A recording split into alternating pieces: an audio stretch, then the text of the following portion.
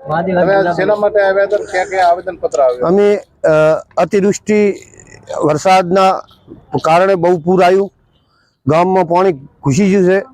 પટેલવાસ, હરિજનવાસ, ભંગીવાસ, બ્રાહ્મણવાસ, ઠાકોરવાસ, બજણિયાવાસ,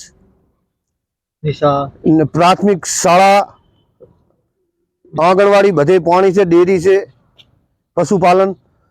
એટલે પાણીનો નિકાલ માટે ટીડીઓ સાહેબને, તાલુકા વિકાસ અધિકારી, પ્રાંત સાહેબ, મામલતદાર સાહેબ આવેદનપત્ર આપવા આવ્યા છે. સૌ લોકો અમારી સાથમાં છે, ગામના તલાટી, સરપંચ બધા સાથમાં છે.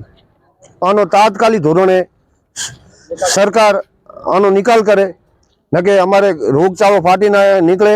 હજી કોઈ આરોગ્ય તંત્ર આવ્યું નહીં, એટલી બધી મચ્છર એટલું છે, રોગચાળો છે, કોઈ આરોગ્ય તંત્ર કે કોઈ અમારી ખબર લીધી નથી, અધિકારીએ કોઈ અમારા ગામની. બરોબર, એટલે આવી બહુ ગામને મુશ્કેલી છે જબર. તો તાત્કાલિક ધોરણે આપ સાહેબને વિનંતી કરો છો કે પાણીનો નિકાલ તાત્કાલિક કરે, એ અમારી નમ્ર વિનંતી છે.